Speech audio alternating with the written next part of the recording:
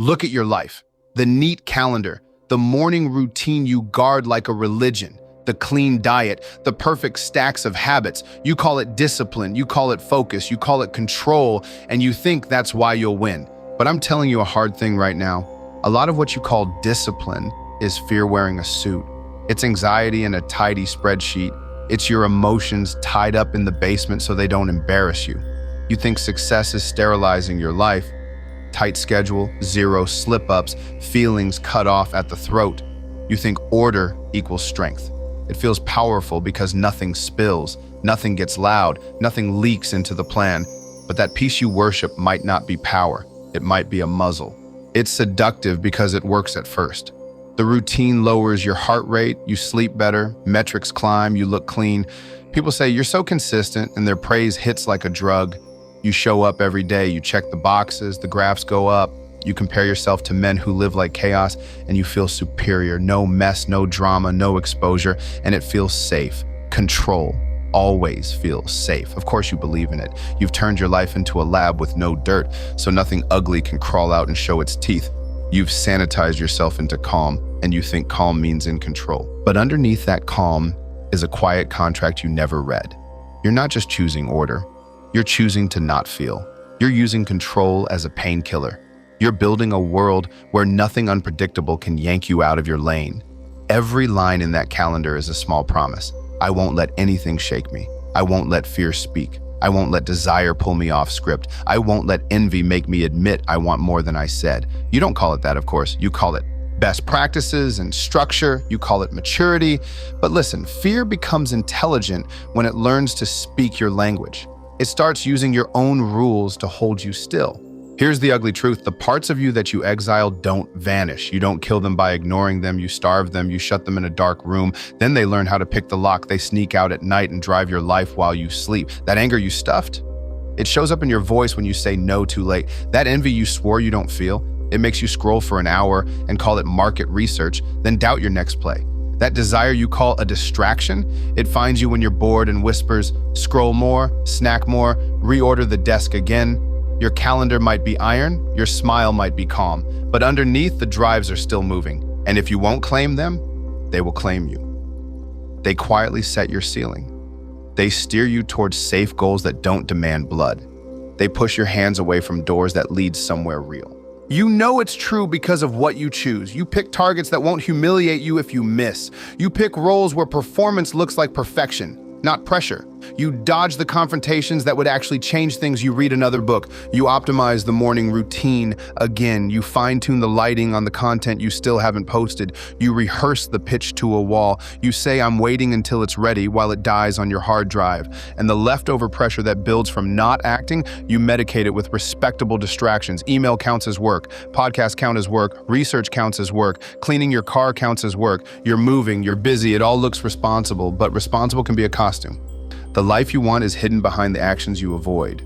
Keep going like this and something inside you calcifies. The shell gets thicker, the hunger gets smaller, you start to plateau, you still post, still show up, but the bite is gone, the edge is dull. You're efficient at producing work without pulse, you go to bed tired and wake up empty, you call it burnout, but this is not from doing too much, it's from holding too much back. You buried anger, so now it leaks. It explodes at nothing or disappears into a cold quiet that scares people. You stop feeling proud. You stop wanting hard things because hard things mean heat. You look around and everything you built feels like a museum of who you used to be, clean, polished, and dead. Then one day, reality walks in and doesn't care about your schedule.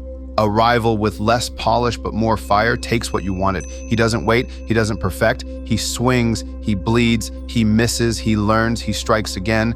Or a woman looks at you and says, you're so reliable. You're always there, but you're not here. Reliable, but absent. You know exactly what she means. You can carry groceries and plan vacations and pay bills. You can keep a routine rigid enough to control the weather in your living room, but your eyes are far away. You call it focus. She calls it hollow. That's the moment the mask slips. That's the moment you realize your discipline was a smart disguise. You didn't build a fortress, you built a cage, and the jailer is you. Breathe. This is not a funeral. It's a wake-up. The answer is not to destroy your structure or become reckless. The answer is to stop treating your emotions like contamination. Fear, anger, envy, desire. These are not flaws to amputate. They are instructions. They are fuel with bad handlers. You don't need less of them. You need to own them, face them, train them, aim them. You think you're calm because you have no noise, but real calm is different. Real calm is moving fast on thin ice with your blood hot and your mind steady because you know your wolves and they know your voice. Anyone can be calm in a padded room. Be calm in the arena. Be calm in the storm. That kind of calm is earned by meeting what you hide.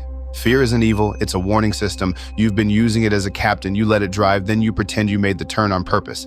Envy isn't poison, it's a compass pointing to something you actually want but lied about. Anger isn't destruction, it's your boundary screaming for air. Desire isn't weakness, it's your engine. You tried to drain them, that's why you're slow. You tried to preach them away, that's why you're empty.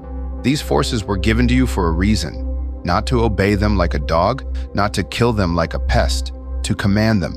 A king does not banish his strongest soldiers. He disciplines them. He teaches them when to strike and when to stand. He gives them a flag to run toward. So here's where this turns. You stop running from the heat. You turn into it. You start with naming, not with a journal that becomes another ritual to hide in, but with a simple, ruthless sentence. I'm afraid of failing in front of him. Say it out loud, no excuse, no fake wisdom, just name it. I'm angry I let that line slide. Say it. I envy that man because he builds quicker than I do. Say it. I want more money than I'm admitting. Say it. When you name the thing without hiding, you take the wheel. Unnamed fear owns you. Named fear has to answer to you. You don't become confident by thinking. You become confident by surviving reality. Then you step. You don't build a 30-day plan to maybe confront someone when the moon is right. You text him and set the call. You hit publish on the piece you've been revising to death. You ask for the raise. You pitch the client who scares you. You take the stage trembling and you stand there anyway. You walk up to the woman and you show your eyes. You show your voice. You risk the outcome. Why? Because confidence is not a thought pattern. It's scar tissue. It's what grows after a cut that heals. It's the body learning, we did not die. You need reps, not theories. The terror will not leave you because you watched another video. It leaves you because you train with it in the room and prove to your nervous system that you can carry it without folding. Your routines stay, but their job changes. They are no longer a hiding place. They become your launch pad. Your mornings exist so you can swing hard by noon, not so you can feel proud about another tidy box. Your lists exist so you attack the top line, not so you can check the small lines and call it a day. Your structure holds you steady so you can go where you avoided, not so you can avoid what calls you. Comfort is expensive. It costs you the parts of life with teeth. It costs you the respect you want when you look in the mirror. I'm not telling you to hate comfort. I'm telling you to notice when it's stealing. You'll feel a pull to finesse this, to make a softer version. Don't. This is supposed to burn. Start studying your most responsible habits for the fear living inside them. The long prep you do before any real move. What are you trying not to feel? The constant need for perfect information. What crash are you avoiding? The nice smile you give instead of the clean no. What anger are you afraid to own? Your fear has learned your accent. It speaks productivity. It speaks attention to detail. It speaks mindfulness. That's how it hides. When you catch it, you don't punish yourself. You smile like a wolf who found a scent. You say, there you are, and you move toward it. Anger. You've been told to be above it. No. Be beneath it first. Feel the heat. Let it tell you where your boundary belongs. Then point it, not at people, at lies, at passivity, at the door you haven't kicked open. Use it to demand a higher standard from yourself when you feel yourself slouch. Use it to power the last hour when the resistance makes excuses that sound noble. Aim it like a spear and then put the spear down when the job is done. That's discipline, not the absence of emotion, the mastery of it. Envy. You pretend you don't feel it because it makes you look small. That pretense is what keeps you small. The man you hate scrolling past? What is he making that touches the nerve in you? Label it. Is it his speed, his courage, his clarity? Good. Now don't attack him. Borrow the standard. Raise your own. Put a date on it, increase the reps, cut the comfort, try to beat him on one metric that matters to you, not for the internet, for your soul. Use the bite to move, not to moan. Desire. You've been rationing it like it's dangerous. It is dangerous. That's why you need it. Desire points north. If it scares you, it's probably honest. If it embarrasses you, it's probably close to the bone. Let it tell you the truth. What do you truly want to build across 5 years? What kind of power do you want when you walk into a room? What woman do you actually want to hold? Say it, then adjust your load. Take on the weight that matches the thing you want, not the weight that fits in your safe life. And if your desire is misfiring on cheap hits, screens, sugar, fake status, retrain it. Put it on a leash. Feed it with real progress. Show it the connection between pain and pride. Desire respects pain. It goes where it sees growth. Fear. Bring it to the meeting. Let it speak once. What could go wrong? Write the list. Solve what you can, then take it with you like a good scout that doesn't drive. It sits in the passenger seat. It points out the cliff. You keep your hands on the wheel anyway. The difference now is you stop pretending you're not scared. You are. Me too. The bravest men I know are not fearless. They're intimate with fear. They take it to war and make it useful. What does this look like in your day? It looks like you doing the very thing you engineer your life to avoid. It looks like choosing the phone call where your voice might shake. It looks like sending the proposal that risks a no. It looks like making a real ask instead of hinting.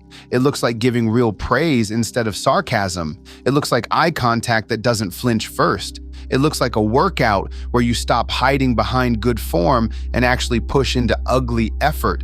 It looks like finishing the piece and shipping it while your hands are still hot. It looks like starting the business even if you have to look stupid in public for a year. It looks like telling the truth so clean that your body trembles when you do it. That is training. That is how a man builds a spine, not by collecting practices like badges, but by entering risk and coming out standing. You'll screw it up sometimes. You'll push too hard and apologize. Good, that means you're playing where life happens. You'll take a risk that costs you money, fine, tuition. You'll speak and your voice will crack. Perfect. That's a rep. You'll have a confrontation and shake for an hour after. That's how you know you use something real inside you. The practice is simple. Chase clean fear every day. Chase real anger into honest boundaries. Chase envy into standards, not drama. Chase desire into creation, and let your system of habits hold you steady while you do it. You'll notice something shift fast. The work gets teeth again. Ideas turn into actions quicker. You stop treating your life like a museum and start acting like it's a forge. You'll feel more present with people. Even your calm changes temperature. It's not cold anymore. It's dangerous. It's the calm of a man who knows his power because he's touched it, burned his hands on it, and learned to carry it without shaking the room unless he means to. That's the man people follow, not because he never shows emotion, but because his emotion doesn't show him around like a child. He commands his energy. He chooses when to let the fire come through. He's not capped by avoidance anymore. He's carried by owned force. Understand something. You can live a very neat life and never test your edge. You can collect respect for being dependable. You can be the guy who never misses. And you can also die with your best work still inside you because you stayed religious about not feeling too much. That road is seductive. It looks like balance. It looks noble. But noble can be a mask for safe. At your funeral, they'll say you were reliable. They won't say you were electric. They won't say you set a standard. They won't say you took the kind of risks that built a legacy you can feel. I don't care if that offends you. I care if it wakes you up. So here's your line in the sand. If you want the next level, stop trying to be a man without shadows. Be a man who hunts his shadows and trains them. Stop policing every twitch of feeling like it's a virus. Start interrogating it like it's a message. The discipline stays, but not as a hiding place. It becomes a weapon belt. Your emotions become the blades. You learn to draw the right one at the right time. You don't slash wildly. You carve. You push where it matters. You hold when it's time to hold. You become someone even your fear respects. Today, not tomorrow, you pick one action you've been avoiding because it makes you shake, not a performative stunt, the one that actually costs you, the call, the ask, the leap, the clean no, the public post, the real line in the sand. You make the move while your body argues. You do it with full voice and zero apology. When it's done, you don't spin a story about it. You don't pat yourself on the back. You feel the blood in your face and you say, that's mine now. Then you do it again tomorrow. And the day after, you train until the parts of you that once sabotaged you now stand guard at your gate. You don't need more quotes on your wall. You don't need another perfect morning. You need to touch heat. You need to aim the power you already have instead of pretending it's not there. You need to stop asking for permission from a calendar you made to keep yourself tame. The world does not reward men who never miss a checkbox. It rewards men who can direct their force with courage and clarity. It rewards men who step into the place where a punch might land and still throw theirs. Fear trained you to survive. Now train it to help you conquer. Envy tried to shame you. Now turn it into a standard. Anger tried to blow your life up. Now make it a straight edge. Desire tried to drag you into the shallow end. Now make it the engine that pulls you into deep water where you actually grow. Comfort has been overcharging you. Stop buying numbness with your potential. Write this down somewhere your eyes can't avoid it. Comfort is expensive. And when your comfort costs you the chance to be the man you keep pretending you are, the price is too high.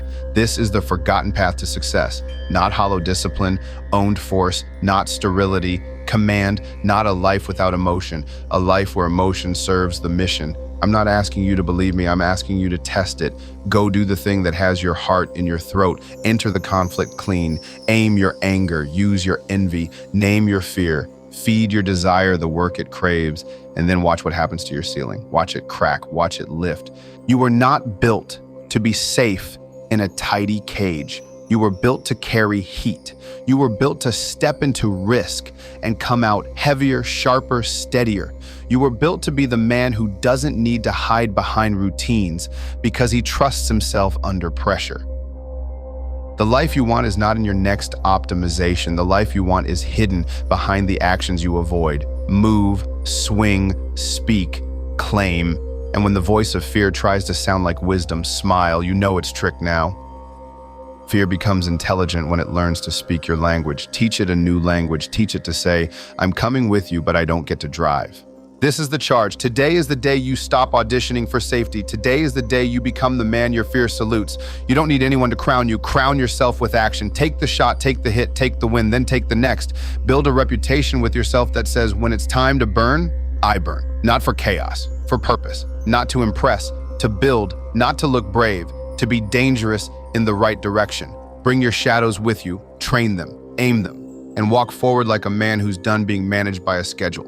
Walk like a man who commands his energy and is ready to pay the real price for a life that's alive.